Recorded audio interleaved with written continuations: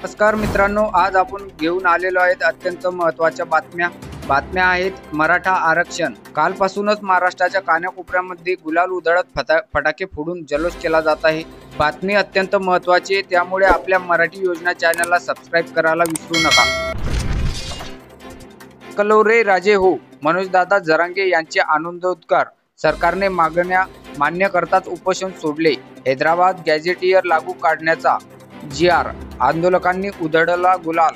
जिंकलो रे राजे हो, आपण तुमच्या ताकदीवर। आज कळलं गरिबाची ताकद किती मोठी आहे, असे आनंदोद्गार मराठा आंदोलकांचे नेते मनोजदादा जरांगे पाटील यांनी हजारो मराठा बांधवांच्या साक्षीने काढले।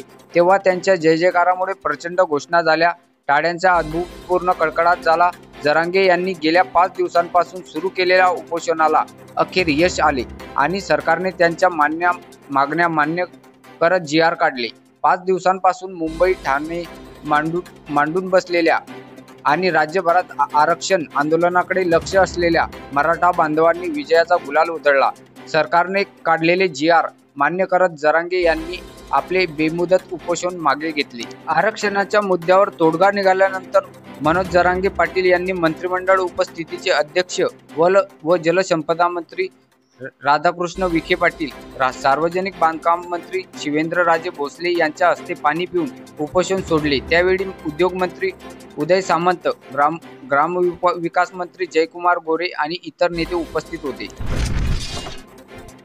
सरकार जरांगेंना हायकोर्टाने फटकारले। आझाद मैदानात मराठा आरक्षणासाठी आंदोलन करून सामान्य नागरिकांपासून न्यायमूर्तीपर्यंत सर्वांनाच वेठीस धरण्यात आलेल्या उच्च न्यायालयाने मंगळवारी मराठा आरक्षण आंदोलनाचे नेते मनोज जरांगे पाटील आणि न्यायालयाच्या आदेशाचे पालन करण्याची अपयशी ठरलेल्या राज्य सरकारला खडेबोल सुनावले। दोघांनाही कठोर कारवाईला सामोरे जावे लागेल अशी तंबी दिली। मराठा कुणबी एकच बाबत निर्णय नाही, अवधी दिला। मराठा आणि कुणबी एकच बाब असल्याचा शासन निर्णय काढण्याची प्रमुख मागणी मनोज जरांगे पाटील यांची होती। मात्र ही प्रक्रिया थोडी किचकट असून पुढील 2 महिने सरकारने अभ्यास करण्यासाठी वेळ मागितला आणि जरांगे यांनी दिला। मराठवाड्यात मराठ्यांना कुणबी प्रमाणपत्र मिळणार का, असा प्रश्न जरांगे यांनी उपोषणास्थळी विखे पाटील यांना केला। उरलेल्या हजारो भाकऱ्या, पाण्याच्या बाटल्यांचे वाटप। मराठा आंदोलनात सहभागी झालेल्या गावखेड्यातून हजारो भाकऱ्या, ठेचा, चटणी, लोणचे व पाण्याच्या बाटल्या मुंबईत पाठवण्यात आल्या होत्या। मंगळवारी सायंकाळी आंदोलन संपल्याने या उरलेल्या भाकऱ्या, चटणी, लोणचे आदी अन्नपदार्थ व पाण्याच्या बाटल्या मुंबईतील गरजू रुग्ण, अनाथ आश्रमातील मुले यांना देण्याचा निर्णय मराठा आंदोलकांनी घेतला। रात्री उशिरापर्यंत विजय माने व बबन भिलारे यांनी कार्यकर्त्यांसह हे अन्न व पाणी योग्य व गरजूंपर्यंत पोहोचेल यासाठी आवश्यक ती व्यवस्था करण्याचा प्रयत्न केला। बम बम बम्बई, बम्बई हमको जम गई। मराठा आरक्षणासाठी आझाद मैदानावर सुरू असलेल्या आंदोलनाला 5 दिवस पूर्ण झाले।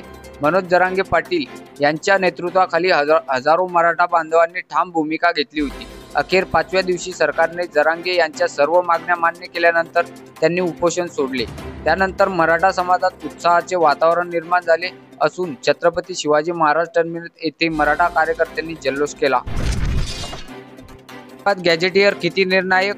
मराठा समाजाच्या आरक्षणासाठीचा लढा अनेक दशकांचा, न्यायालयाचे अडथळे, राजकीय आश्वासने आणि सामाजिक अस्वस्थता या पार्श्वभूमीवर आता हैदराबाद गॅझेटियर हा दस्तऐवज पुन्हा एकदा चर्चेत आला आहे। राज्य सरकारने काढलेल्या जी.आर. नुसार या गॅझेटियरच्या आधारे मराठा कुणबी प्रमाणपत्रे देण्याचा मार्ग मोकळा केला आहे असे मानले जात आहे की पण हा दस्तऐवज खरोखर आरक्षणासाठी निर्णायक ठरू शकतो का, असा प्रश्न उपस्थित केला जात आहे। बेधी घोषणांनी दणाणले आझाद मैदान। विजयाचा गुलाल उधळण्यासाठी मराठा बांधव विजय मुद्रेंनी आपापल्या गावाकडे रवाना। रस्त्यात ठिकठिकाणी विजयोत्सव। एकाची तब्येत खराब होते, गुलालाचा अपमान करू नका, वडील म्हणाले। साहेब लेकाला पुन्हा उपोषण करण्याची वेळ येऊ देऊ नका। मराठा आरक्षणासाठी मनोज जरांगे पाटील यांनी मुंबईच्या आझाद मैदानावर केलेल्या उपोषणाला अखेर यश मिळाल्यानंतर त्यांच्या मूळ गावी मातोरी, जिल्हा तालुका शिरूर येथे मोठा जल्लोष साजरा करण्यात आला। या विजयानंतर त्यांचे वडील रावसाहेब नाना जरांगे आणि त्यांच्या आई प्रभाबाई यांनी सरकारला पुन्हा फसवून फसवणूक न करण्याचा इशारा दिला आहे.